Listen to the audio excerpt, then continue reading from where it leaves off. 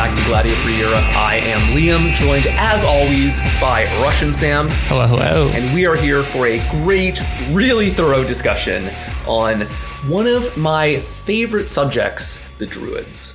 There are a lot of places you can start this discussion. You can begin deep in the Iron Age, when the Celtic peoples of Europe first began to develop religious, philosophical, and maybe even scientific traditions vaguely comparable to what was going on in Greece or Rome. Or you can begin with the Greeks and Romans themselves, when they first began to document their behaviors of their strange, blue-faced barbarians to the west. You could even start a full 2,000 years later, when early modern scholars in England and France thought that the ancient Druids were key to understanding some fundamental national truth about themselves. But I think we should begin in between all of those dates, in 60 AD, when the Mediterranean world was the Roman world, commanded by the ignominious Emperor Nero. Nero's rule reached just about the edge of the known universe, and his misrule was felt and resisted in the furthest corners of the furthest province. As far off as the Isle of Mona, today called Anglesey, off the coast of Britain in the Irish Sea. Britain first came to the interests of Rome a century earlier, when Julius Caesar led a basically pointless incursion onto the island during his successful conquest of Gaul, that is, of course, modern-day France. After some false starts under the Emperor Augustus, a full invasion force was finally landed by Claudius. According to Roman sources, most of the island of Britain was quickly pacified thanks to the tactics of the Romans, as well as the bravery of their barbarian allies, and the shock and awe inspired by the Roman war elephants, brought over from North Africa. But as Roman control over Britain began to tighten, discontent swelled among the Celtic-speaking British people. Initially, the various tribal kingdoms were understood to be tributaries of the empire, but quickly, Roman governors and military officers began to seize more power for themselves. They would not infrequently brutalize the native Britons, as any occupying army will do. The historian Tacitus gives us an amazing view of the mindset of these British rebels in his biography of Agricola, his father-in-law and the future Roman governor of Britain. Tacitus writes, "The Britons dwelt much among themselves on the miseries of subjection, compared their wrongs, and exaggerated them in discussion. All we get by patience, the Britons said, is that heavier demands are extracted from us, as for men who will readily submit. A single king once ruled us, now two are set over us, a legate to tyrannize our lives, and a procurator to tyrannize our property. Their quarrels and their harmony are alike ruinous to their subjects. The centurions of the one, the slaves of the other, combine violence with insult. Nothing is now safe from their avarice and their lust. In war it is the strong who plunder, but now it is for the most part cowards that for our homes are rifled, our children are torn from us, the conscription enforced, as though it was for our country alone that we could not die. For after all, what a mere handful of soldiers crossed over, if we Britons look at our own numbers. Germany did thus actually shake off the Roman yoke, and yet its defense was but a river, not the ocean. With us, fatherland, wives, parents are the motives to war. With the Romans, only greed and profligacy. They will surely fly, as did the now deified Julius Caesar, if once we emulate the valor of our sires." Yeah, this is really a crazy passage because you really almost never get this kind of insight into barbarian minds as you would with Tacitus. So, as he tells it, despite being almost entirely illiterate, the Celtic Britons knew all about the successful rebellion of Germania some 50 years earlier. We talked about this in episode 4, in the Battle of the Teutoburg Forest.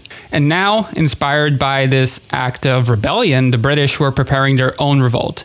It would begin in one of the most Romanized parts of Britain, the realm of the Iceni, what is now called East Anglia. The Iceni were one of the most sophisticated British tribes. They had a huge output of coinage and their own road system to go with it. Despite the heavy presence of Roman troops and its own colony on the territory, the Iceni were still nominally independent. In 60 AD, their king died and bequeathed his kingdom to be shared between his two daughters and the Emperor Nero. Nero wasn't really known for his beneficence, and he had other ideas. The kingdom of the Iceni was violently seized as a Roman province, In the process, the dead king's daughters were raped by soldiers. It was a shocking abuse of power, even by the standards of the ancient world. And it was the spark of a full-blown rebellion led by the first famous Brit, the Dowager Queen of the Iceni, Boudica. Per Tacitus, under the leadership of Boudica, for they admit no distinction of sex in the royal succession, they all rose in arms. They fell upon our troops, which were scattered on garrison duty, stormed the forts, and burst into the colony itself, the headquarters, as they thought, of tyranny. In their rage and their triumph, they spared no variety of our barbarians' cruelty. Had not Paulinus, on hearing of the outbreak in the province, rendered prompt succor, Britain would have been completely lost. So the story of Boudica, it's both amazing and completely tragic. But what interests us is not Boudica herself as much as the man who destroyed her revolt. That was Gaius Suetonius Paulinus. This Roman general and the future consul cut his teeth in Morocco's Atlas Mountains, suppressing a revolt by the native Berbers against Caligula. He was a natural choice for the governor of Britain, and he very quickly applied similar counterinsurgency tactics. When Boudica's revolt erupted in the east, he was occupied in the wild British west, quelling another revolt in modern-day Wales against an army of Britons that had crossed onto the holy island of Mona. Right, and here's where things get druidic. Paulinus prepared to attack the island of Mona, which had a powerful population and was a fugitive for refugees. He built flat-bottomed vessels to cope with the shallows and uncertain depths of the sea. Thus the infantry crossed while the cavalry, followed by fording, or where the water was deep, swam by the side of their horses. On the shore stood the opposing army, with its dense array of armed warriors, while between the ranks dashed women, in black attire like the Furies, with their hair disheveled, waving firebrands. All around, the Druids, lifting up their hands to heaven and pouring forth dreadful imprecations, scared our soldiers by the unfamiliar sight, so that, as if their limbs were paralyzed, the troops stood motionless, exposed to wounds. Then, urged by their generals' appeals and mutual encouragements not to quail before a troop of frenzied women, they bore the standards onward, smote down all resistance, and wrapped the foe in the flames of his own brands. A force was neck set over the conquered, and their holy groves, devoted to inhuman superstitions, were all destroyed. They deemed it a duty to cover their altars with the blood of captives, and to consult their deities through human entrails. So, this paragraph and a half, it's widely considered to be one of the most cinematic passages of any ancient text. It basically tells, the story of the Roman D-Day combined with some really nightmare stuff about human sacrifices.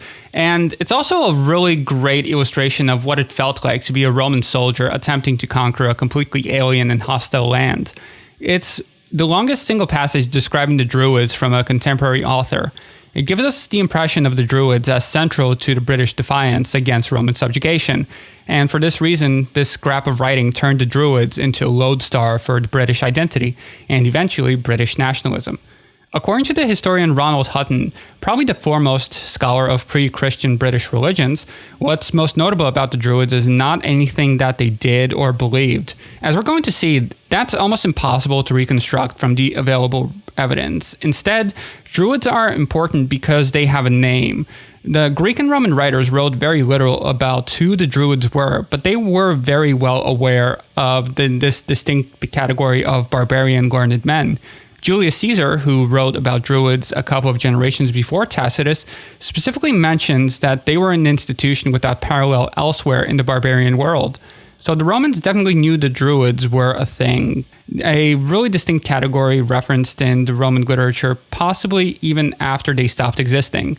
This preservation in Greek and Latin sources allowed memories of the Druids to survive until the Middle Ages and up through modern times. But as we're going to see, who these Druids really were is a question without one single answer. So across this episode, we're really going to give you several. Right. I mean, we should start about the word druid itself, because even that word has this interesting etymological history and, a really etymological historiography. I'm sorry, that's the most pretentious thing I've ever said. But it's that the word probably has a Celtic origin. But for many years, people actually believed the word was Greek. Pliny, in his natural history, believed that it came from the Greek word for oak. It's a dris, compared with the word dryad. The theory went that the Druids were under such strong influence from Greek colonists in southern Gaul that their whole religious system was based on that of the Greeks. Other writers would echo this across the ancient world.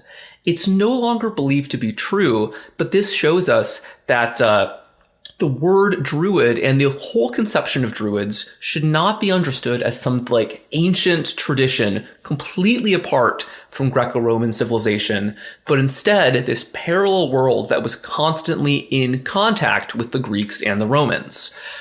Everything we're about to say about the Druids is coming to us from the mouths of Greeks and Romans, or from later medieval writers heavily inspired by the Greeks and the Romans themselves. The Druids really do not speak to us in their own voice, and we really have to keep all of this in mind when interpreting anything we hear about them and when comparing or contrasting any of their beliefs or practices to their more urbane and supposedly more civilized neighbors to the south. But Pliny, as it turns out, was correct, even if it was for the wrong reasons.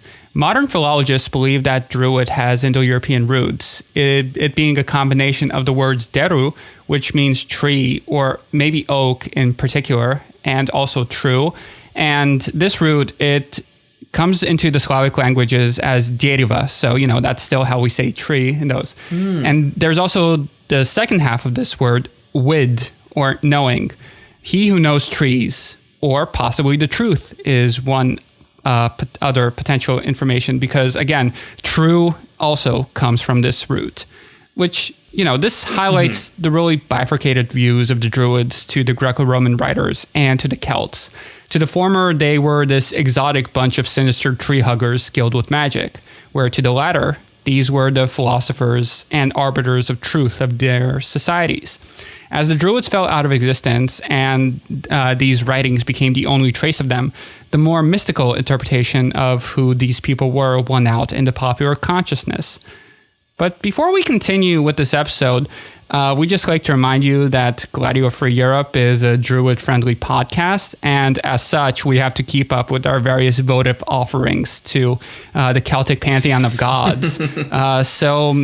Yes, please. We have to support Lug. We have to support Gobanus. Yes, exactly. So, please give us your hard-earned money so we can throw it into a river and ask the gods for fortune in the podcasting business. Right. Because if you don't, we're going to actually have to offer up ourselves into the Wicker Man. Yeah. All right. So now we're just going to dive into it. We're going to give you basically everything there is to know across the ancient and medieval record about the Druids. There are many references to Druids in ancient and medieval texts, but very few of them go into the kind of vivid detail that we would like. So really the kind of general theme here is that everybody, especially in the Greek and Roman world, knew that Druids existed, but they weren't necessarily super interested in who the Druids actually were. And I think this is a general pattern we see with the Hellenistic Greco-Roman perception of barbarian peoples.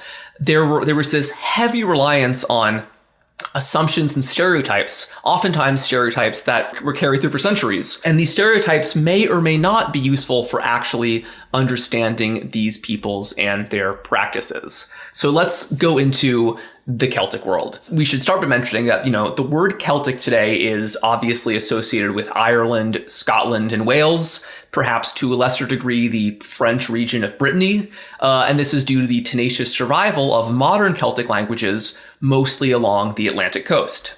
This so-called Celtic fringe is generally rocky and rural, as both the advantages of geography and disadvantages of economy helps preserve these languages despite centuries of domination by English and French. But this episode isn't going to be concerned entirely or exclusively with those regions. We're also going to focus on the more populous lowlands of Britain and Gaul before those places became known as England and France. Because unlike the Celtic fringe, these lowland regions were of much greater interest to the Roman Empire and became very rapidly Romanized. Due to some combination of education, immigration, and oppression, the Roman Empire appears to have completely eradicated the ancient Celtic languages of the European mainland. Breton, spoken in Brittany, was actually introduced back to the mainland by Welsh-speaking refugees from across the English Channel. But long before the Romans came to Gaul, a vast gradient of Celtic languages was spoken across essentially all of Western and Central Europe. A merchant could travel from the tip of Scotland all the way down to France and Spain, then curve up through northern Italy, Switzerland, Germany, Austria, dealing entirely with fellow Celtic speakers along the way. And should this merchant ever visit Anatolia, that's Turkey today, he would even meet a small pocket of Celtic speakers in Galatia, named after the Gauls. The dominance of the Celtic languages, as well as architectural styles in this pre-Greek and Roman period in Western Europe, is so profound that archaeologists often consider the Western European Iron Age as the Celtic Age. But before we get deeper into Celtic cultures, especially the Celtic religious tradition of the Druids, there is the obligatory disclaimer that there is zero evidence that ancient Celtic-speaking peoples ever saw Celt as any kind of unifying identity at all. They probably would have recognized the linguistic kinship from Britain to Ireland to the Celtiberians in Spain and all that, but this doesn't necessarily imply any sense of kinship. The Romans used the words Celt and Gaul largely interchangeably, but the peoples of Britain and Ireland were never called Celtic by ancient writers. In this episode, we're going to say the words Celtic and Celt a lot, always to refer to people who spoke Celtic, various Celtic languages. But we shouldn't assume that one Celtic speaker in one time and place is interchangeable with another. A swordsman in Spain in the 4th century BC inhabited a completely different universe than a 10th century monk shivering on some rock in the Irish Sea.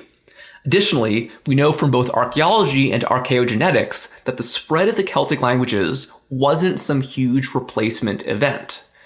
We can't assume that everything Celtic is derived from a single primordial source, because people have lots of different ancestors and often bring various cultural elements from very different sources. So again, there is really no evidence that the Celts as a group ever really existed. They were really hardly even conceived as such by outsiders.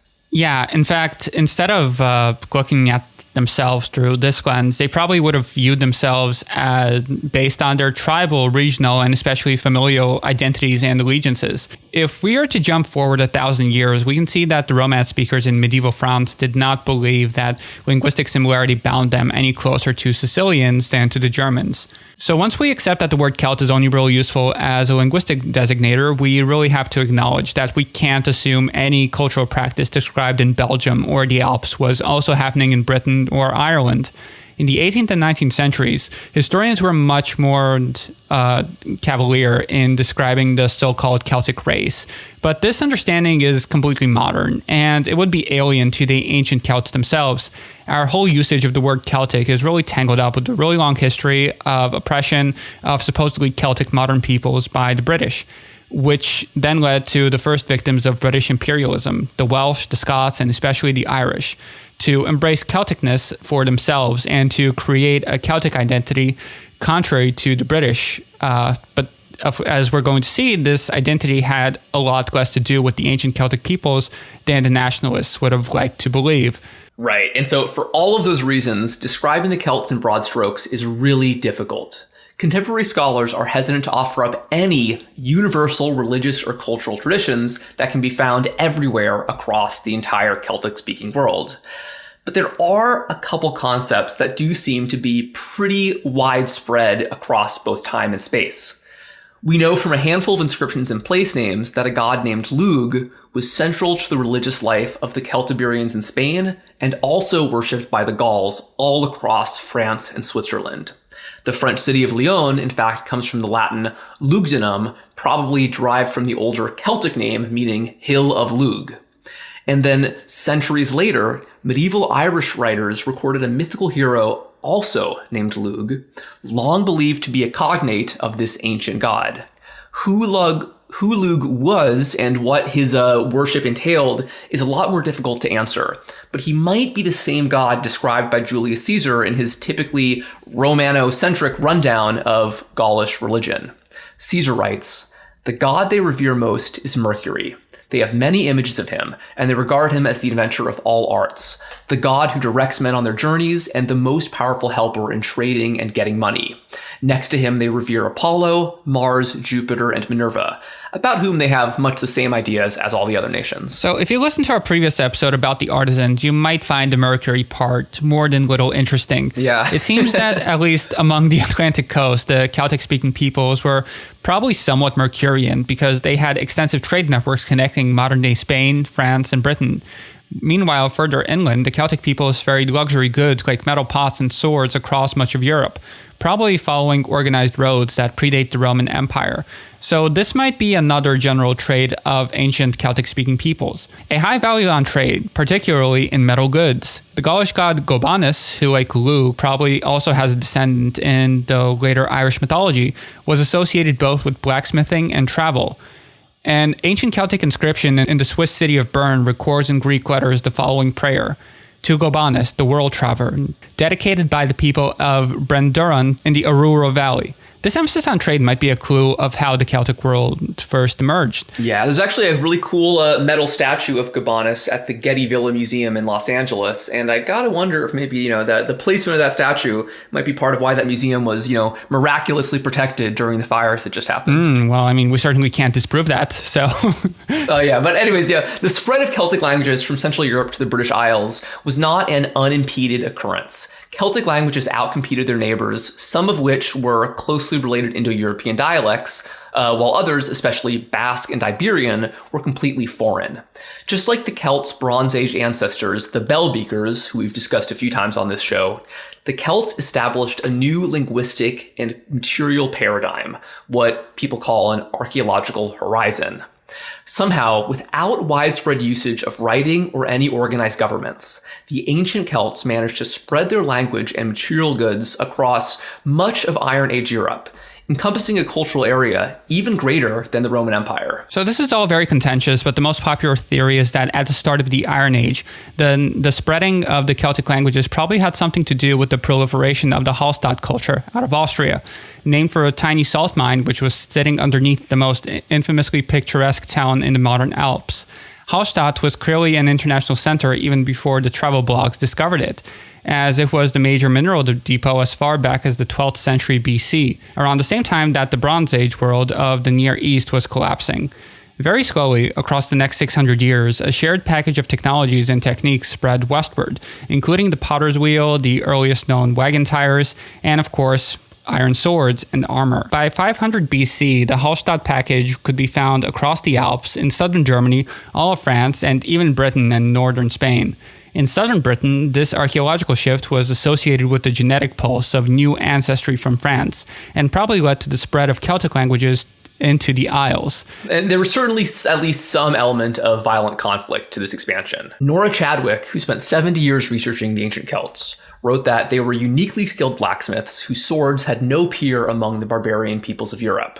The Spanish city of Toledo has a famous blade industry to this day, apparently going all the way back to the Celt-Iberian artisans who came to the attention of both Rome and Carthage in the 3rd century BC. According to Chadwick, the Celts developed new, stronger axes which allowed them to more easily clear dense forests, opening up new land for settlement and leading to a higher rate of natural population growth. Felled trees were then used to build hill forts, the famous oppida or castra, as described by the Romans. These hill forts were halfway between castles and cities, with populations anywhere between 100 and 10,000, the vast majority of whom would not have been warriors, but civilians. And then, around 400 BC, after several centuries of contact with the Mediterranean world, the Hallstatt culture gave way to a new archaeological horizon, Latene. For reasons nobody can really explain, the Celtic-speaking craftsmen leveled up their skills overnight, and the simpler styles of the early Iron Age developed into beautifully intricate art and jewelry. There is really a huge emphasis on naturalistic curves and patterns derived at least partly from Greek and Etruscan techniques. In Gaul, we also begin to see hill forts shift into walled towns, possibly built in imitation of the Greeks, with planned streets and larger buildings, indicating a specialization of labor and a widening of the class divides. This Latene period may very well be when an organized priestly caste, who became the Druids, was first codified. And this really brings us to the last real universal element of the Celtic cultures, from the Roman era right up until the present. This is the reliance on oral tradition and the deep reverence for poets and storytellers. There's obviously nothing uniquely Celtic about storytellers being very important. You can see this in West Africa, in the Caucasus, in Scandinavia, in ancient Greece, of course, with the traditions of Homer, and etc. The list can just keep going on. But many of the same Roman sources that describe the Druids also mention bards as a separate but similar class.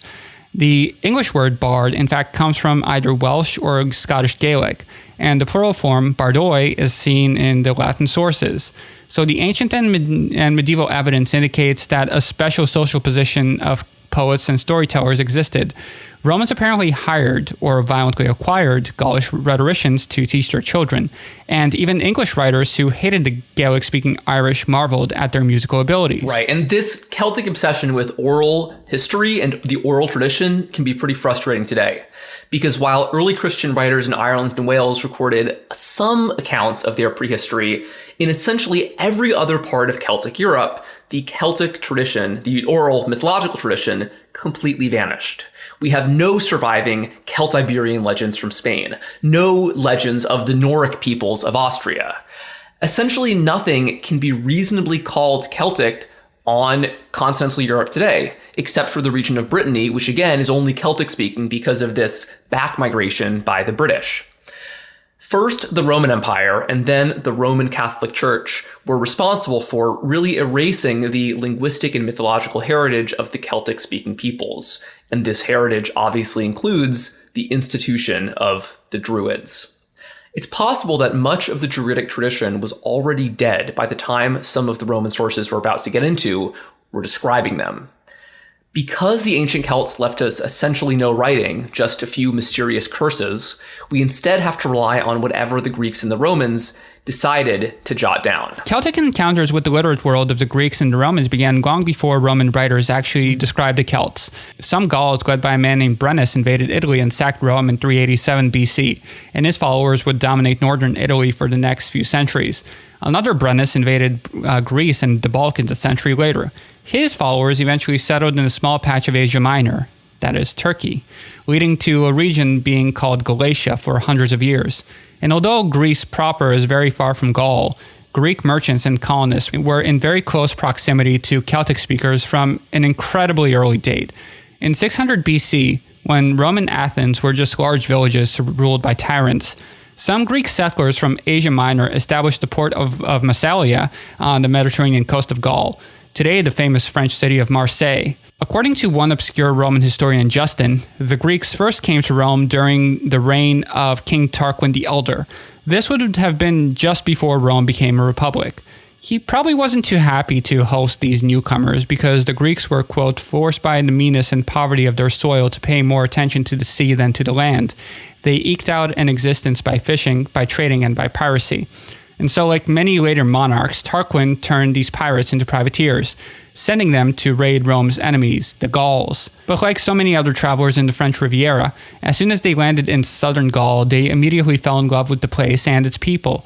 The leader of these Greek pirates, a man named Protus, won the heart of the Celtic princess Gyptus at a banquet, and upon their marriage, her father bequeathed the land that would become Massalia as a wedding present. And just like we're going to see with so many other Roman accounts of Gaulish life, Justin was writing long after the events, which may or may not have transpired, happened. In fact, perhaps as much as 800 years later.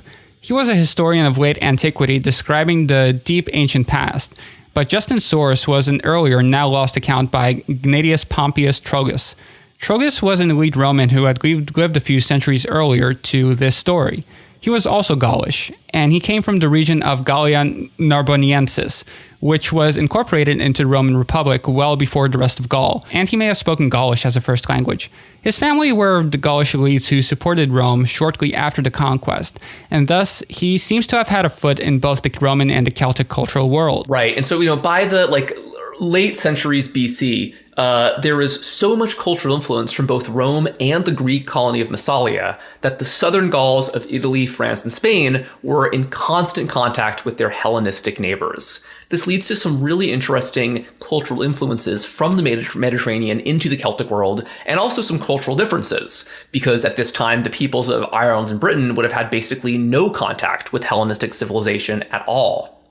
Celtic peoples in northern Italy, the Po Valley region, were known as toga-wearing Gauls even before Roman armies crossed the Alps. As early as the 2nd century BC, Celtic towns in southern Gaul began using masonry and urban planning techniques directly borrowed from the Greeks, possibly with the help of hired Greek laborers from Massalia. Gaulish tribes were major trading partners of the Roman, especially of metal ore, and even before Caesar's conquest, Gaulish slaves were a huge part of the Roman Republican labor force. Meanwhile, Celts in Spain and Austria produced some of the world's earliest steel, and the Austrian kingdom of Noricum was so Romanized in its culture and economy that they apparently willingly joined the empire rather than being conquered. Meanwhile, the French region of Provence, around the city of, which is the whole region around the city of Massalia, Marseille, became part of Rome when it was still a republic. The name Provence comes from the fact that it was simply one of the first Roman provinces. That means a territory governed by an appointed governor, not governed by its own citizens. Even the names that we use for these ancient Celtic peoples are a result of Mediterranean contact. The Latin word Gallic comes from the Greek Galatian, which the Greeks believed meant milk-skinned.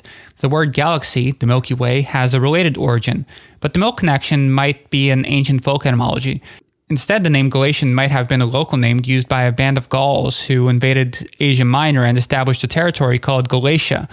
The Greeks began using this name, which referred to a specific tribe, to describe all Celtic speakers, and the Romans, as always, followed the Greek lead.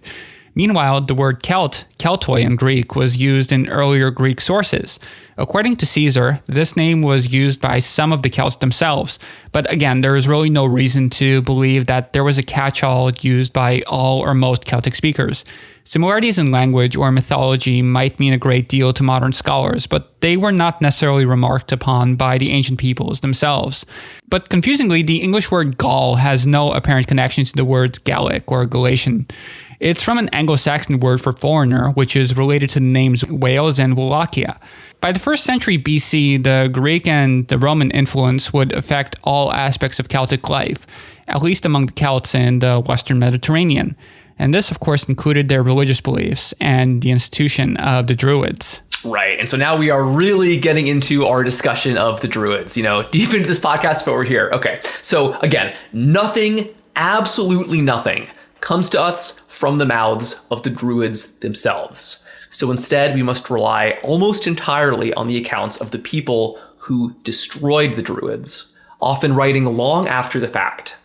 As Barry Cunliffe, probably the most important living Celtic historian, puts it, the Roman fascination was tinged with fear tempered with a degree of respect for Celtic prowess in battle. Later generations, further removed from the reality of the barbarian Celts of the first millennium BC, generated their own myths and stereotypes about the past, recreating Celtic ancestors for themselves in the image of the day, designed to explain their own attitudes and aspirations and to prove a legitimacy for later actions. A crude modern-day comparison might be the role that Native Americans play in the minds of non-Native Americans. They're safely in the past, so we can emulate or idealize them, even though we, in fact, destroyed them as best as, the American Empire could. Exactly. So long before the Romans conquered Gaul, many Greek writers described the Celtic people they encountered in the Western Mediterranean, especially around Massalia. Even Plato makes a passing reference to the hard-drinking Celtic warriors, and Aristotle describes how they would endure freezing weather in very little clothing as a test of endurance. Two big Greek sources describe the Gauls' religious rites. These were an Egyptian Greek named Sodion of Alexandria and a Syrian Greek named Posidonius. That's were, not are, because both Sodion and Posidonius' writings are only known from later Romans who paraphrase them. Sodion described the Druids in his succession of philosophers from around 200 BC. And this is one of the most maddening losses of the entire ancient world because it described not the Greeks and the Romans, of whom we know quite a bit about, but all the peoples of the ancient world, most of whom we know very little about. Sodion described the Druidas of Gaul and Galatia, possibly putting them on the same level of sophistication as the Zoroastrian Magi of Persia and the holy men of India. Sodion may have been the first source to describe the Druids as Pythagorean. This does not mean that the Celts were really into triangles, but instead they believed in something similar to what was expressed in Pythagoras' philosophical work, which again is lost. Right. And so what we can say for certain is that Pythagoras believed in metempsychosis, which is the Greek term for reincarnation. Anybody who's read a lot of James Joyce knows that word. This belief was not widespread among the Greeks at all. But Pythagoras, one particular Greek, was so well known that everybody in the Greek world had some understanding of this reincarnation doctrine, even though they thought it was ludicrous. Because, come on, everybody knows that when you die, you go to Hades, obviously. The place that this belief was widespread, however, was in fact in Gaul.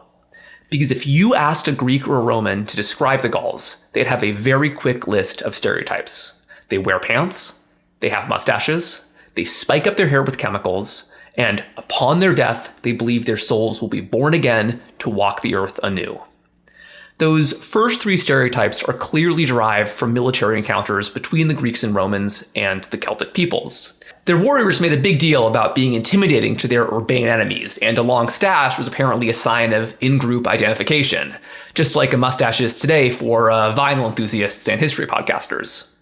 But reincarnation also had a martial significance as well, because this belief, metempsychosis, apparently gave the Gauls a near unparalleled bravery in battle. They fought much fiercer than their civilized, wine-sipping Mediterranean enemies because they knew that if they fell, they'd just be born again and could seek revenge 20 years later when they grew up. Greek writers apparently recognized the similarity of these beliefs to those of the Indian philosophers, the gymnosophists, who we would probably now identify as Hindu or Buddhist or somewhere in between. The Greeks speculated that Pythagoras might have learned his beliefs about metempsychosis from a foreign teacher, and this teacher may have been either Indian or Gaulish. But given what we know about the history of Celtic and Greek relations, I would say it's much more likely that some Pythagorean learning could have trickled up from the colony of Massalia into the Gaulish heartland. It is very possible that if not for the establishment of this Greek colony, supposedly by, Protus in the 7th century BC, the Druids may never have existed. But the other, possibly more likely answer is that reincarnation is a common, somewhat intuitive idea that has popped up in many different times in many different places. But I think that's not as fun. Our other Greek source is Posidonius, and he wrote about a century later. While Sodium may have spent his entire life in Egypt for all we know, Posidonius was one of the most widely traveled men of his era. He died before all of Gaul became a Roman territory, but when the Mediterranean coast and the Greek city of Massalia was already under Roman hegemony. Right, this means that the Roman province that became the French region of Provence. Yes, exactly. And this means that the Celts that he met were already Roman subjects, and some of them even Roman citizens. And the practices he describes may have been the practices of a generation before. And there is also, of course, another very frustrating filter. Posidonius' works do not survive, and it's just referenced by the later writers. But what we can say with some certainty is that Posidonius observed a Celtic obsession with severed human heads, including the use of skulls as decorations. Recent archaeological evidence resoundingly affirms this. Posidonius recognized that the Celts paid a great respect for their holy men, the druids, who were the priests and astronomers and diplomats all at once. He might have described some druidic association with nature, which is certainly a major part of the modern association with druids and can be seen in later Roman works as well. But again, we have no way of knowing for sure. We also begin to see in Posidonius the darker side of the Celtic-Mediterranean relationship. The Hellenistic Greeks and the Romans did not see the Gauls as their equals, and they were very eager to exploit them. Here's one particularly poignant passage from Posidonius, preserved by the Sicilian Greek writer Diodorus. Quote, "They are extremely partial to wine and glut themselves with the unmixed wine brought in by merchants. Their desire makes them guzzle it, and when they get drunk, they either fall into a stupor or become manic. For this reason, many Italian merchants, with their usual love of money, regard the Celtic passion for wine as a source of treasure. They transport the wine by boat on the navigable rivers and by cart through the open country. and they get an incredibly good price for it. For 1 amphora of wine, they get a slave, a servant in return for a drink. Right. And I gotta say, this is obviously very reminiscent of, later descriptions of colonized peoples from all over the world that, they're so dependent on the alcohol that we give them that they can't even rule themselves. And, I'm sure it's true that the Gauls were hard drinkers. This was such a strong stereotype. It probably did reflect some reality. And, we know archaeologically that there was plenty of ale and wine alike being consumed by the Gauls. In fact, I believe barrels were actually invented by later Roman Gauls for this purpose. But, keep in mind, as we talked about in our episode with our friend John, wine gods are very common across the ancient world. The Gauls were not the only hard drinkers around. What if they were turbo normies who got hard one-shotted by the wine? You might be right. All right. So those are the two pre-Roman Greek sources. Let's move on now.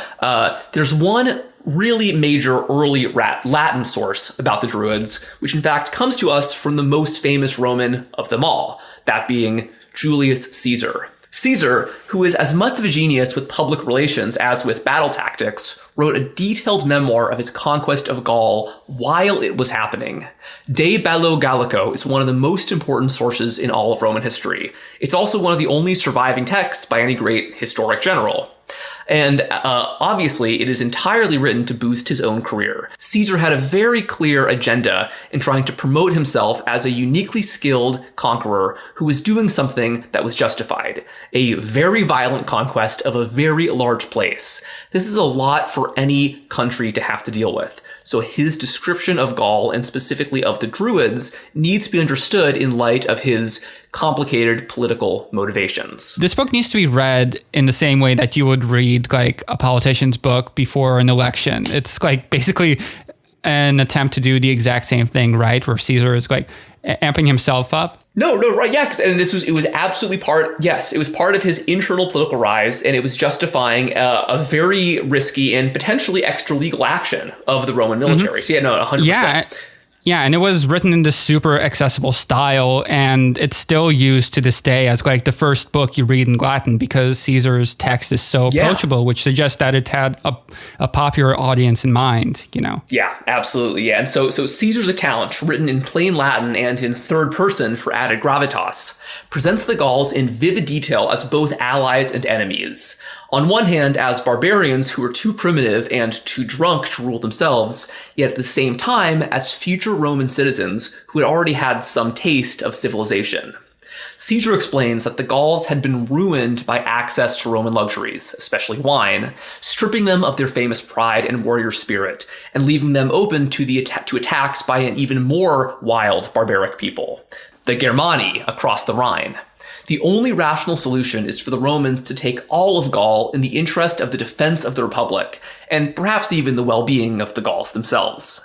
Caesar, of course, used this book to argue that he alone was the only person capable of leading this invasion, and he formulated an argument that would be revived 1,500 years later by the Spanish Empire, and then 2,000 years later by the American Empire. That being that his conquest was, in fact, a humanitarian intervention. Because you see, the Gauls, just like many other ancient peoples, the Greeks, the Romans, the Israelites, they believed in the power of sacrifice. However, the Gauls did not limit their sacrifice to that of sheep or oxen. And in fact, they may have preferred the most valuable flesh of all, that of men and women. The Romans saw human sacrifice as the ultimate mark of barbarism. Caesar describes the wanton bloodletting of the Gauls in lurid detail. Both friend and foe were offered up to the glory of the gods under the Druid's blade. But in their most horrific sacrifice, no blade was swung at all. This is perhaps the most enduring legacy of Caesar's text, beyond its first sentence about Gaul being 3 parts. This section is Caesar's description of the Wicker Man. The nation of all the Gauls is extremely devoted to superstitious rites, and on that account they who are troubled with unusually severe diseases and they who are engaged in battles and dangers either sacrifice men as victims or vow that they will sacrifice them, and employ the Druids as the performers of these sacrifices, because they think that unless the life of the man be offered for the life of a man, the mind of the immortal gods cannot be rendered propitious, and they have sacrifices of that kind ordained for national purposes. Others have figures of vast size, the limbs of which form the willow branches that they fill with living men, and which they set on fire. The men perish enveloped in the flames. They consider that the oblation of such as have been taken in theft or in robbery or other such offenses more acceptable to the immortal gods. But when the supply of that class is wanting, they have recourse to the oblation of even the innocent. Right. So, so he's really emphasizing in, literal detail the way that they would burn people alive in this horrific human sacrifice. But, remember also that earlier passage of how the Gauls worship much the same gods along the same lines as many other peoples. So what Caesar is doing here is something, it's a really kind of funny argument. He's arguing that the practice of the Gauls is absolutely barbaric and needs to be suppressed. However, the beliefs of the Gauls are not too different from the beliefs of other peoples. Therefore, he needs to conquer the Gauls to put an end to this, horrible sacrifice. But once he does that, it's not going to be too difficult to turn the Gauls into Romans. Mm-hmm. Yeah, and adding another parallel here, the Romans themselves had a history of human sacrifice to one degree or another, which was familiar to the antiquarians of that period, I would think. And some vestiges of this practice persisted even into Caesar's day. So, for example, one particularly famous practice was if a Roman general was losing a battle, he would sometimes utter a prayer to Mars, the god of war, and throw himself upon his sword as a sacrifice to bring his army victory. And sometimes, that would amp the army up enough to win, I guess. No, that's true. So we shouldn't, yeah.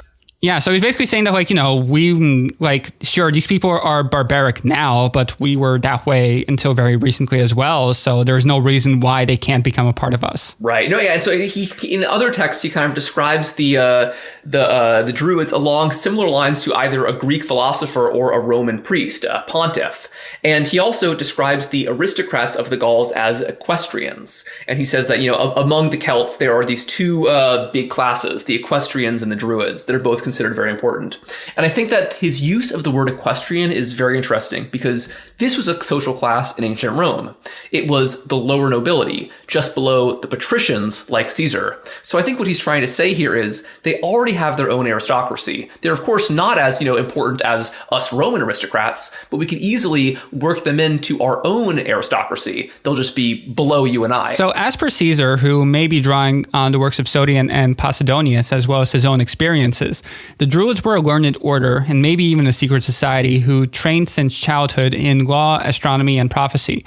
The Druids were the only Gaulish men who didn't fight, as they were too busy serving as clerics and pondering the stars and the immortal soul. They oversaw all religious rituals among the Gauls, not just human sacrifice, and they mediated disputes between private citizens and even rival tribes and kingdoms.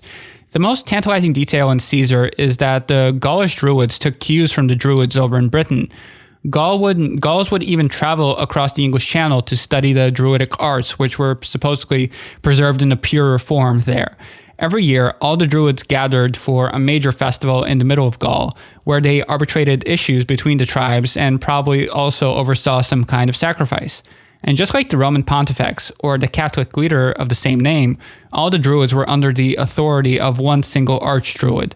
We should mention that Caesar also insists that none of this kind of organized worship exists among the even more barbaric peoples of Germania over the Rhine. One other little bit about Caesar here, actually given to us by the later writer Lucan, suggests that Caesar anchored some Gaulish priests, who we can probably assume were Druids, in the Roman province around Massalia before he conquered the entire region proper. According to Lucan, Caesar ordered his troops to enter a sacred grove where interlacing boughs enclosed a space of darkness and cold shadows and banished the sunlight far above. Gods were worshipped here with savage rites. The altars were heaped with hideous offerings, and every tree was sprinkled with human blood. When these gruesome tree trunks were chopped down, fire shot out from inside the woods and serpents slithered on the grounds. Just another little kind of colorful, way of just to see, how exactly the Romans perceived of Druidic worship. So through the works of Caesar and Cicero, who is perhaps the second most famous Roman, exactly one specific Druid is known to us by name, Divitiacus, who was the ambassador of the Aedui of the Western Alps. Now, little side note, ambassador is actually one of the only Gaulish words preserved in English today. Divitiacus was from an elite family, and despite Caesar's note that the Druids were exempt from military service, he led troops as an ally of the Romans in Gaul, even clashing against his own brother, the chieftain Norix. Divitiacus wowed both Caesar and Cicero with his relentless stream of prophecies, often drawn from his analysis of the movement of birds in the sky. And later Roman sources about the Druids paint a much more colorful picture of Druidic divination. Diodorus explains that they, quote, observe a custom which is especially astonishing and incredible, in case they are taking thought with respect to matters of great concern, for in such cases they devote the death of a human being and plunge a dagger into him in the region above the diaphragm. And when the stricken victim has fallen, they read the future from the manner of his fall and from the twitching of his limbs, as well as from the gushing of the blood. Not pleasant at all. According to the Romans, different peoples had different specializations for kinds of divination. So while the Etruscans were famed for their haruspicy or reading the livers of animals, this is what the Gauls were up to, supposedly. He also explains, on kind of a nicer note that, they didn't always lead to bloodshed. Oftentimes the Druids prevented bloodshed because the Druids had so much spiritual authority that they could convince two fighting armies to lay down their arms. Interestingly, Diodorus tells us this was something that they shared with a third social class among the Celts. These are the bards we've mentioned earlier. He writes that the Gauls are terrifying in aspect, and their voices are deep and altogether harsh. When they meet together, they converse with few words and riddles, hinting darkly at things for the most part, and using one word when they really mean another. And they like to talk in superlatives, to the end that they may extol themselves and depreciate all other men. They are also boasters and threateners, and are fond of pompous language, and yet they have sharp wits and are not without cleverness at learning. Among them are found lyric poets whom they call bards. These men sing to the accompaniment of instruments, which are like lyres, and their songs may be either of praise or of obloquy. In their wars as well, they obey before all others these men and their chanting poets, and such obedience is observed not only by their friends, but also by their enemies. Many times, for instance, when two armies approach each other in battle with swords drawn and spears forward, these men step forth between them and cause them to cease, as though having cast a spell over a certain kind of wild beast. In this way, even among the wildest barbarians, does passion give place before wisdom, and Ares stands in awe before the Muses. The Roman-era Greek writer Strabo, whom once again may be quoting from the earlier Posidonius, gives us some further detail about the Druids and Gallic religion more broadly. His best anecdote is that there was supposedly an island of sorceresses in the Loire River. He believed that these women were not Druids and not even Celtic, but instead colonists from the Samnite people who had lived near Rome. This was probably due to confusion with the Celtic tribe of a similar name. If this island really existed, the inhabitants prohibited any man from entering and would cross the river only to find husbands and become pregnant. Every year, these women did a strange ceremony where they dismantled and rebuilt their own temples. If one of the women dropped her tools, the other woman would immediately attack, brutally chopping her to pieces. Strabo believed, however, that this whole thing was stage managed. It was a really carefully planned sacrifice, and one woman was selected to deliberately drop her tools so that they could kill her. It's a great story and totally has the makings of an indie horror film from A24, but it could be completely fictitious. Strabo was writing when Gaul was a Roman province, and he says by this point the island of women was no more. In 43 AD, around 20 years after Strabo died, the Romans invaded Britain, bringing us back to Tacitus and Boudica, as well as the Druids chanting on the shores of Mona. The most important surviving ancient source on the Druids after Caesar and Tacitus has to be Pliny the Elder, writing around 70 AD. Pliny was really an ancient scientist who was deeply concerned with the functions of the natural universe. This meant to him the cosmic beliefs of the Druids were a lot less important than their interest in plants and wildlife. His description of the British religion really gives us the contemporary image of the Druids, from 19th century romantic literature to Druids as the Dungeons and Dragons class. Right, and so Pliny writes, the Druids, as they call their wise men, hold nothing in greater reverence than mistletoe, and the tree trunk upon which it grows, so that it be an oak. They choose forests of oak for the sake of the tree itself, and perform no sacred rites without oak leaves, so that one might fancy they'd even been called this reason, from the Greek word dris into Druids. But whatever grows upon these trees, they hold to have been sent from heaven and to be a sign that the deity himself has chosen this tree for his own. This thing, however, is rarely found, and when mistletoe is found, is gathered with much ceremony. Addressing the mistletoe in their own language by the epithet of all healing, after duly preparing sacrifices and banquets under the tree, they bring to this spot 2 white bowls, the horns of which are then for the first time garlanded. The priest, clothed in a white dress, ascends the tree and cuts the mistletoe with a golden knife. It is caught with a white cloak. Thereupon, they slay the victims with a prayer that the deity may prosper his own gift to them, to whom he has given it. They fancy that by drinking this mistletoe, fertility is given to any barren animal, and that the mistletoe is a remedy against all poison.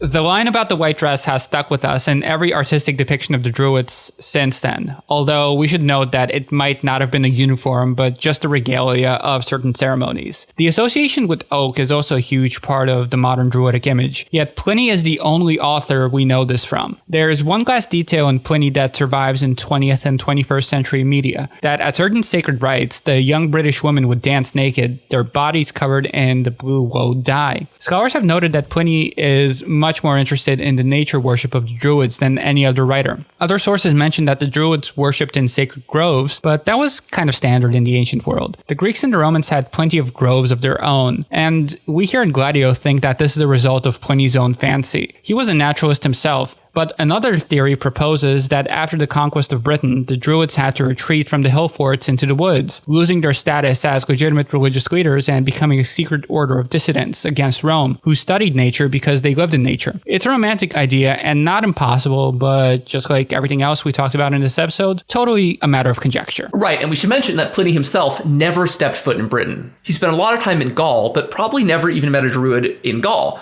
because he records that under the Emperor Tiberius, all Druidism in that region was banned. Although Pliny doesn't go into too much detail about Celtic human sacrifice, he expects his audience to be very familiar with this lurid aspect of Druidic practice, and says that the world will thank Rome for ending the monstrous cult whereby the slaughter of a man was an act of great piety, and to eat his flesh most beneficial. Interestingly, Tiberius, who apparently banned the Druids, was also the emperor when Jesus would have been killed. So it's possible that there might have been this general mood of hostility toward secret foreign cults in the early imperial period. I think also that there was probably a popular interest among the Roman people in these cults at the same time. And we're going to see in the next episode that a lot of people have attempted very clumsily to associate the Druids with Christianity. I don't think there's any actual direct connection at all, but I do have to wonder if there might be these similar structural elements that led to Greek and Roman writers perceiving these two foreign religions in somewhat similar terms and having a similar interest, sometimes a lurid, morbid interest, in both of these religions. Even on the point of human sacrifice, historians have pointed out that stories of Druidic sacrifice actually mirror early false stories circulated about Christians and Jews. Pliny's offhand reference to Gaulish cannibalism is also a little bit sus, because if the Gauls really were cannibals, we'd expect at least one other source to mention this. So due to this clear bias and the fact that there was apparently this mood both of fascination with foreign religions and suppression of foreign religions, some 20th century scholars tried to make the case that every story of Celtic human sacrifice was a fabrication. It was entirely part of a propaganda war to first justify the invasion of Gaul, and then to justify the suppression of an institution which would have been a major rallying point for anti-Roman resistance. However, this, kind of more positive spin on the Druids is less defensible in light of the material record. Right. 3 sites in France suggest that the religious life of the Gaul was about as morbid as the Romans indicate. At the Roquepertus Acropolis, 3 pillars were topped with Greek-style statues of cross-legged men in armor, near a mysterious sculpture of a 3-faced god. Each of these pillars had a carved recess into which a human skull was placed. These skulls might not necessarily have been victims of human sacrifice, but it suggests this very interesting ritual association with the corpse and possibly with killing. It's possible that these skulls were of renowned druids, not of the victims of murder, because centuries later, Buddhist monks in Japan and Tibet would bequeath their bodies and body parts to be used as ritual objects. This was a great honor. Some of this reverence of skulls was a great honor, but the larger sites of Gournay-sur-Aronde and Ribemont-sur-Ancre seem less respectful in their treatment of the dead. Gournay and Ribemont are both in northeastern France and may be associated with the ancient Belgic people, whom may not have spoken a Celtic language at all. However, the Belgi were considered to be Gauls by Roman contemporaries, in contrast with the British, who were not. Both of these sites are mud brick temples surrounded by a wooden wall. And, the fact that these were organized temples at all suggests that Druidic worship was not necessarily as nature-focused as other sources suggest. At Gournay, 2,000 suits of armor were arranged over a mass of broken bones. While most of these were sheep and cattle bones, closer inspection revealed some of them to be the remains of humans. Ribemont is even more gruesome. 80 headless corpses were arranged inside the temple, held up on sticks. Their heads may have very well been used as ritual items or decorations elsewhere. And at the center of this site was a crematorium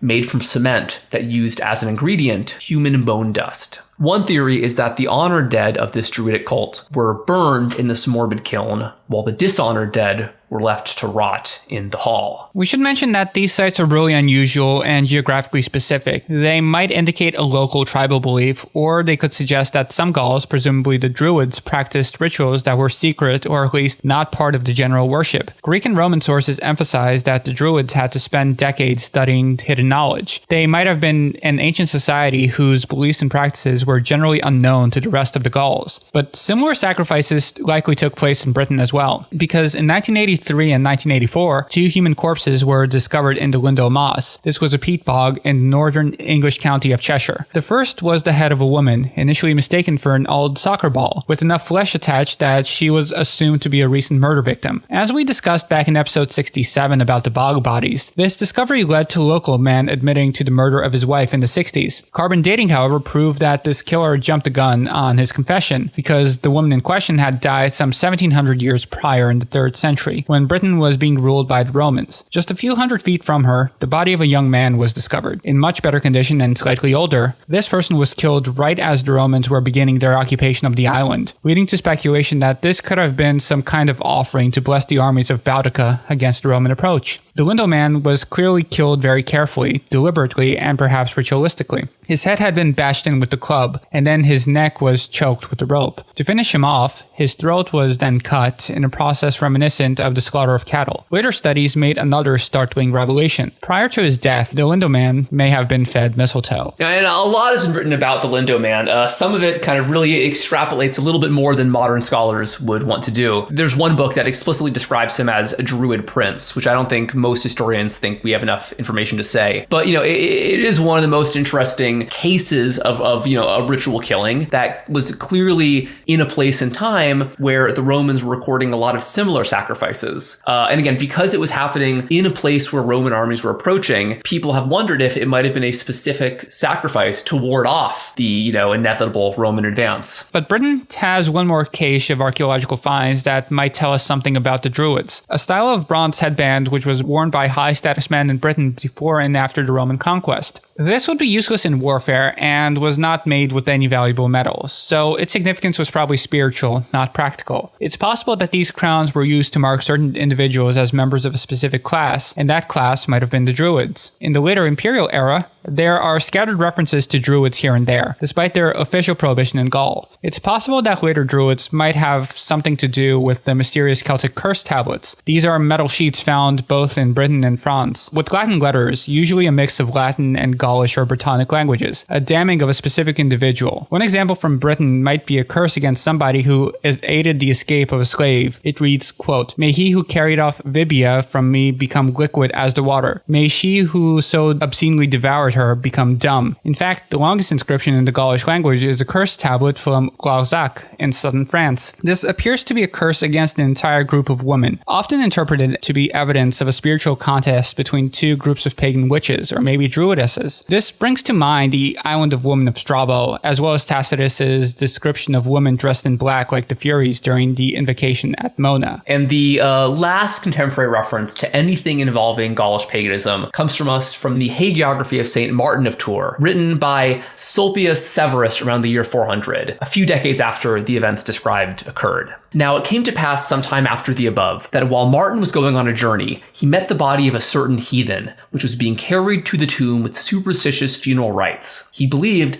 that some profane rites of sacrifice were being performed, because it was the custom of the Gallic rustics in their wretched folly to carry about through the fields the images of demons veiled with a white covering. Lifting up, therefore, the sign of the cross opposite to them, he commanded the crowd not to move from the place in which they were. Upon this, the miserable creatures might have been seen at first to become stiff like rocks. Next, they endeavored, with every possible effort, to move forward, but were not able to take a step further until they began to whirl themselves about in the most ridiculous fashion, until, no longer able to sustain their weight, they set down the dead body they were carrying. Thunderstruck and gazing in bewilderment at each other as not knowing what had happened to them, they remained sunk in silent thoughts. But when the saintly man discovered that these people were simply a band of peasants celebrating funeral rites and not any sacrifices to pagan gods, raising his hand again, he gave them the power of going away. Yeah, and that's also not the only druid-ish reference we find in this hagiography of St. Martin of Tours. There's another story in here where he comes across a group of people who are worshiping a pine tree, I believe it is. And he,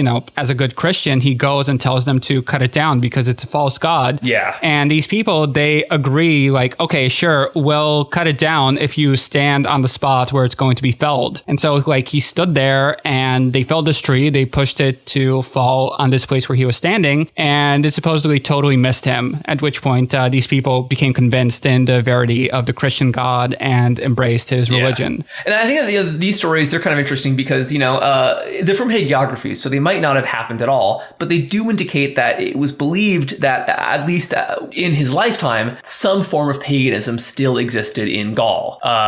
Britain and especially Ireland had longer pagan traditions, but Gaul would have been Romanized and Christianized a lot earlier, so anything, that's plausibly Druidic would have just disappeared a lot faster. As we discussed in our episodes on the collapse of Rome, the various barbarians who set up new kingdoms across Western Europe pretty immediately adopted Roman customs, and this included Christianity. Even the Angles and the Saxons, who were some of the least Romanized of any of these barbarian conquerors, only held on to their traditional beliefs for 2 centuries at the most. This is why, as we move out of the ancient textual record and into medieval sources, if we're going to want to find any further references to ancient Celtic Druids, we'll have to abandon the ruins of the Roman Empire and look beyond its borders. And because this is Gladio Free Europe, all roads lead to the fall of Rome. Yeah.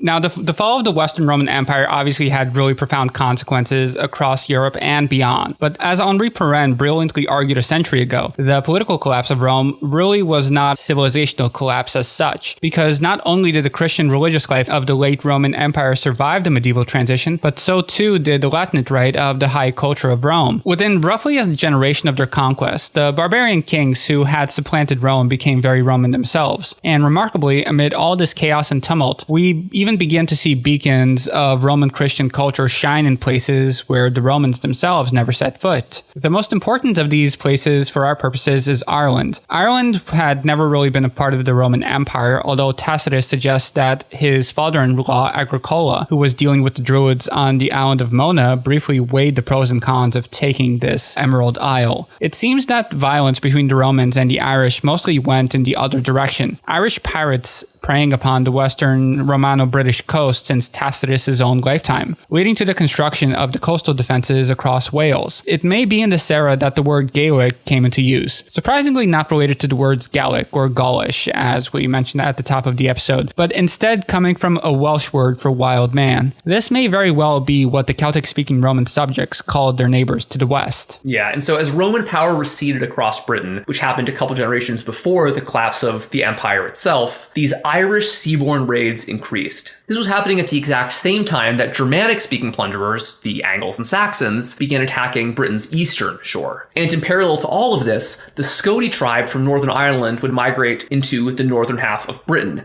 eventually leading to the formation of the medieval kingdom of Scotland. Even in southern Britain, what's today England, nobody was safe, because the decline in Roman living standards was more devastating here than anywhere else in the former empire. A monk named Gildas left us with an impassioned ramble about the horrors of 5th century Britain, including an immortal line to sum up this place in time. The barbarians drive us to the sea. The sea drives us to the barbarians. Between these two means of death, we are either killed or drowned. But there was one other prominent 5th century Briton who observed these predations directly, a man who himself was kidnapped, stolen away to Britain, and taken to his adopted homeland of Ireland. This man was, of course, St. Patrick. Patrick's a really remarkable historical figure, not only because his life was so adventurous, but also because he was one of the few early saints to leave us something in writing. Unfortunately, the story about how he banished the snakes from the island is a high medieval fabrication, but we can say with some great certainty that Patrick was a Roman Christian, although his autobiography, which is in fact a confession in the style of St. Augustine, includes that he went through a teenage atheist phase, as many of us do, and this was suddenly interrupted by the withdrawal of the Roman military from Britain and not long after Patrick's capture by Irish pirates. He was brought back to Ireland and forced to work as an enslaved shepherd, where he learned the Gaelic language. Possibly seeing this misfortune as a punishment for his disbelief in God, his years as a slave turned him from a doubter into a staunch doctrinaire Christian. Patrick writes, quote, "Faith grew and my spirit was moved, so that in one day I would pray up to 100 times, and at night perhaps the same. I even remained in the woods and on the mountain, and I would rise to pray before dawn in snow and ice and rain." 6 years later, when Patrick was in his 20s, a voice in a dream told him that it was time for him to return home. He managed to convince an Irish boatman to take him to Britain. This boatman demanded, as an act of submission, that Patrick suckle on his nipple like a babe at the breast. Yeah. This is one of the vivid details of Irish paganism that Patrick gives us. Patrick refused, saying that it was contrary to the worship of Christ, and these hardy sailors were so impressed by his bravery that they took him back to his family for free, probably with the hope of getting some big reward. During his trek across the British countryside, a wild herd of pigs appeared before him. Patrick explained to the pagans that this was a miracle, and they were so convinced that these sailors then became the first recorded Irish Christians, which, I mean, I don't know about that. Like what's going on there?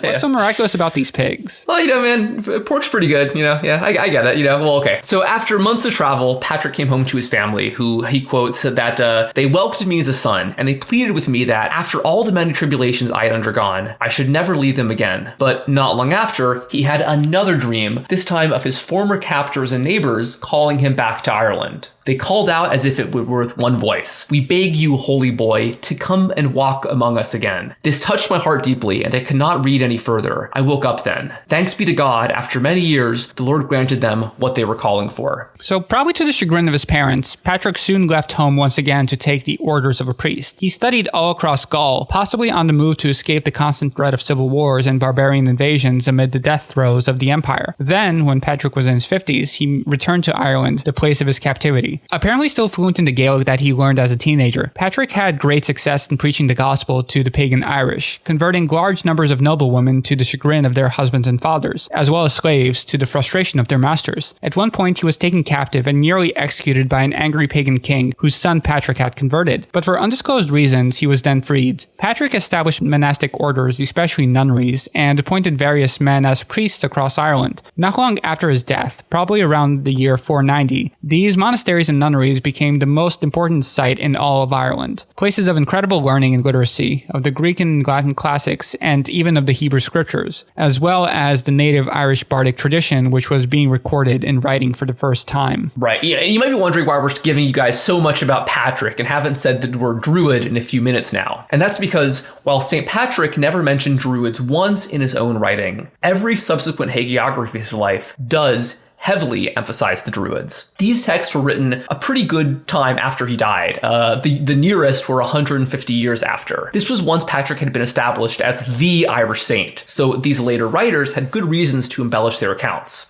Some of them even give him mythical powers, kind of like we saw with St. Martin of Tours. But regardless of how useful these hagiographies are for understanding Patrick's life himself, they are a really good use for understanding the Irish cultural memory of paganism and druidism. One little final etymological note is that the Irish had their own word for druids, clearly related to the Gaulish term recorded by the Greeks and the Romans. This was dri, usually translated as magi in Latin, that being, like the biblical wise men. The word druidect is still an archaic word for magic in the Irish language today. Even more interestingly, stories of Irish druids seem to have crossed into Anglo-Saxon England as well, because Old English poets borrowed the Gaelic word for magic as drycraft in Old English. Early literature on St. Patrick, which was composed around 650 AD, that being about 150 years after his death, suggests that Patrick, when he was a slave, was owned not by an individual, but by, quote, 4 houses of druids. If this is true, it raises some really interesting questions about Patrick. Was he able to use these old connections to spread the Christian gospel among the pagans? Could these houses of druids have formed the basis for Catholic monasteries that he would go on to establish? There's really no way to know that, unfortunately, but it suggests that the Druids did exist as an organized institution of learning in the 5th century, just as they were described in Britain and in Gaul centuries before. Other early hagiographies describe how St. Patrick amazed the Druids with supernatural signs and wonders. We see attested records of miraculous contests between different religions across the historical record. The only reason why Mongolia today is Buddhist and not Muslim is because some Tibetan lamas impressed the Khan by winning a god-off, where the holy men of various religions each had to walk across a bed of coals without flinching. But even though it's plausible that Patrick did beat these druids at some game, and he certainly would have wanted to if the druids had been his former masters, we need to keep in mind that this story is almost identical to the biblical narrative of Moses defeating the Egyptian priests, or a half dozen other similar stories found in the Old Testament. Other early biographies of Patrick say that he defied a pagan king by refusing to swear an oath before a druid, and that he composed a prayer for divine protection against, quote, the spells of women, druids, and blacksmiths. Those first spells are surely the most terrifying, but the blacksmith reference is really interesting because remember, the continental Celts had their own special reverence for blacksmithing. While it's tenuous, it's not impossible that there is some comparable belief in pagan Ireland. And I mean, this is a really wide-spanning belief, actually. Just a lot of people in various parts of the world, in Africa all the way until the 20th century, viewed blacksmiths as being particularly magical and particularly dangerous if they have bad intentions. Yeah, like, dude, if you can turn a rock into a sword, you got to be up to something weird. Yeah, exactly. Yeah. So later Irish literature from around the year 700 up to 1200, once the island was solidly Christian, we see many mentions of druids and descriptions of their Druidect. We have a lot more accounts of druids from this place in time than from ancient Britain or Gaul. Like if you're just counting up all the times the word druid is mentioned in literature, the vast majority are going to be from medieval Ireland. But we need to ask ourselves, to what extent are all of these references retrospective? These were by Christian writers who believed that Ireland was actually not Christian enough. It's not impossible that some pockets of paganism survived, like those mysterious Gallic rites of sacrifice that shocked St. Martin. However, we shouldn't assume that this perceived lack of Christian piety meant that there was some belief in paganism. Oftentimes, when people say that this was Druidism, this was paganism, they're really referring to specific beliefs or practices that they saw as immoral that might not have been actually expressions of pagan belief. So, Druids apparently did exist in some form in medieval Christian Ireland, as laws against Druids were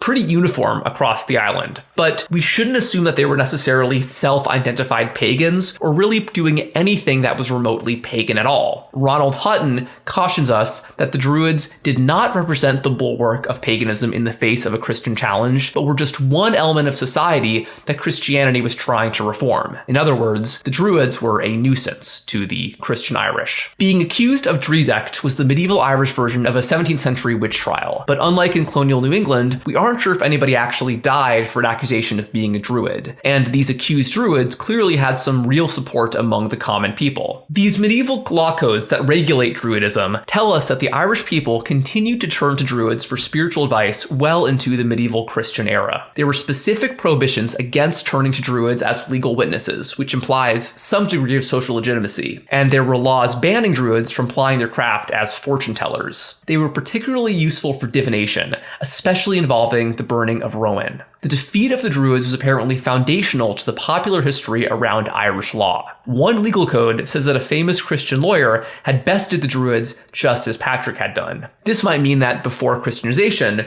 Druids were judges and lawyers, just like Caesar tells us of the Gauls. But we should keep in mind that some of these laws might have been on the books for centuries, and by the time they were recorded, they may have been totally out of date. So for instance, in the state of Alabama today, there's a law on the books banning the wearing of a false mustache in church. For 100 years, nobody has been charged with this offense, and there's no real social crisis of people disrupting sermons by wearing Groucho Marx glasses. But it's still recognized by the state government. Yeah. This might be a similar situation. The use of Rowan in the legal code suggests that tree worship seems to have been part of the Irish Druidic practice, just as Pliny described among the ancient British Druids. Rowan definitely appears in Irish mythology, but it's even more prominent in Norse mythology. So by the time most of the Irish texts were written, much of Ireland was actively under Viking control, including basically every town. These Irish writers would have had a much greater proximity to their Norse pagan neighbors than to their Celtic pagan ancestors. So it's possible that while Druidism survived to some extent into the Christian period, it was reinforced by new pagan contact. And there was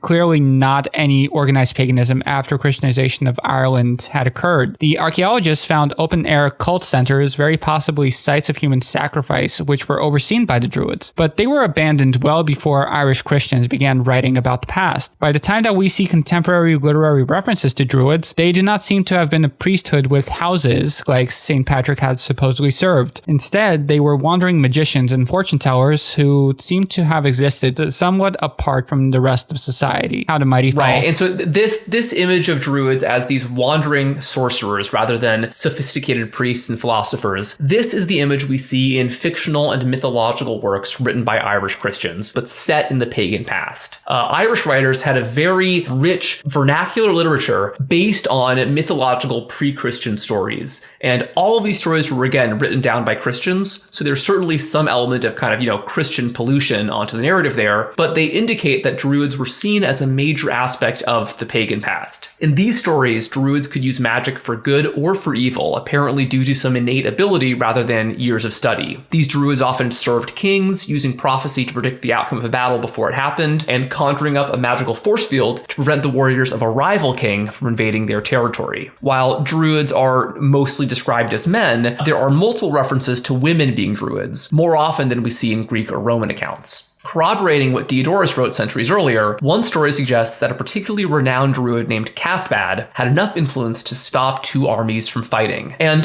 this image of druids as otherworldly magicians seems very close to how Merlin appears in later French and English language Arthurian literature. I think it's not impossible that this type of Irish druid, this, stereotype of the royal mystic advisor, might have trickled into Britain just as the medieval King Arthur mythos was coming together. So because these Irish druids were depicted as wandering magicians and eternal outsiders, they don't play a major role in the scant descriptions we have of pre-Christian Irish paganism. They are rarely described as having any beliefs at all that could really be considered pagan, except for one reference to the druidic belief in a pagan day of judgment. This might mean that druids in Ireland had not been religious authorities in the pre-Christian era, in contrast to their role in Britain and Gaul. But I think it's more likely that by the Middle Ages, the word druid in Irish really just meant a magician rather than a priest. So druids weren't really mentioned in these handful of accounts. Most of what these accounts are, and these accounts are really all we know about pre-Christian Irish paganism. They are from a handful of 12th century stories and poems describing rituals that took place about 600 years earlier. These texts describe how the pagan Irish had once worshipped a golden statue of a god named Crom Croch during the festival of Samhain. A lot of our listeners probably know that this is the Gaelic name for Halloween. In devotion to this god, the High King of Ireland ordered all of his subjects to throw themselves on the ground before this statue. Many of these people hit the ground so hard they died on the spot. But this was not enough to satiate Crom Croch's hunger. One text claims that every couple's firstborn child would have been sacrificed at Samhain. This ceremony might be totally fictitious, but Hutton points out that there was a stone pillar excavated in the same region of Ireland where this idol was supposedly to have stood.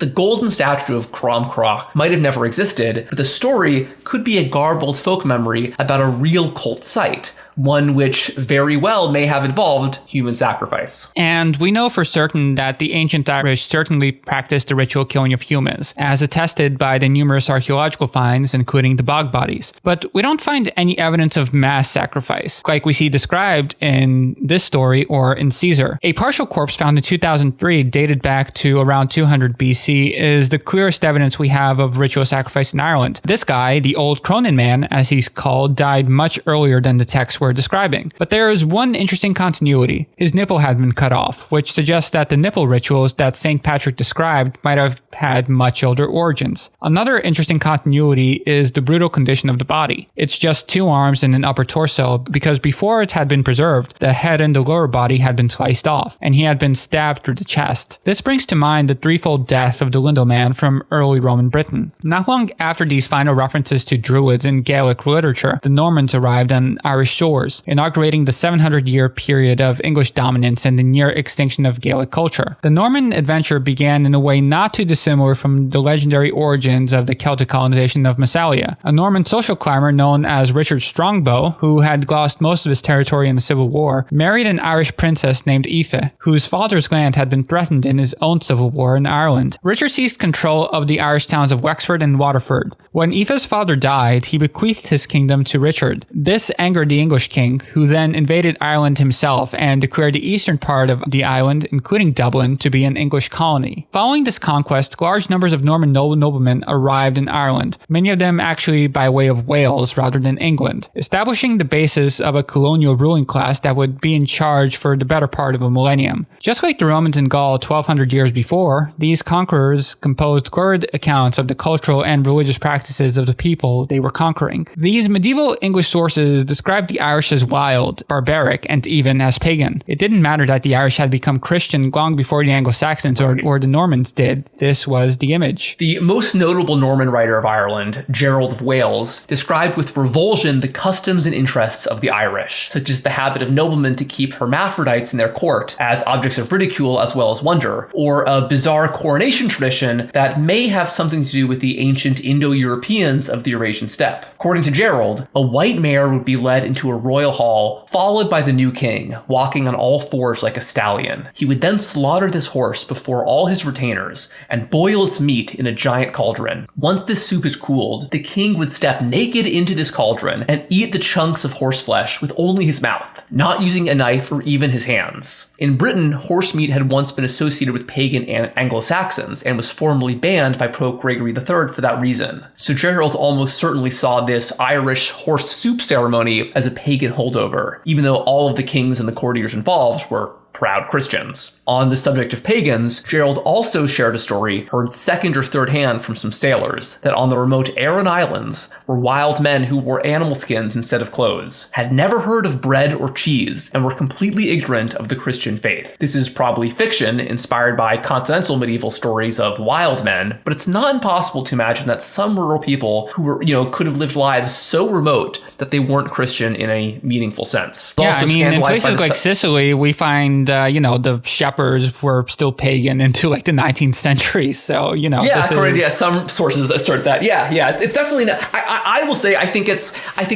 unlikely that there were true, genuine pagans anytime beyond like the year, 900, but it's not totally impossible. We just don't have any like solid evidence to support that. Mm-hmm. Jared was also scandalized by the sight of priests who took wives, by people who were so ugly they could only be born of incest, and by men who married their brothers' widows, and even by women who peed standing up. Notably absent from this entire account of Irish savagery, however, is a single mention of druids. Anti-druid laws were still on the books when the Norman knights showed up, but by this point, they seem to have been totally redundant. I gotta think if there still were druids around in the 11th century and 12th century, Gerald or somebody would have mentioned them. The most druidic sign we can see is an offhand mention to a strange ritual in which 2 Irish kings seal an alliance. They meet before a church and pray, like good Christians should. But then, take out a knife and each cut into their hands. The two kings will then drink of each other's blood. Definitely seems like the kind of thing that, a druidic secret society would have done. Definitely a creepy little scene. I don't know, but what are your thoughts, Sam? I don't know. Maybe they were just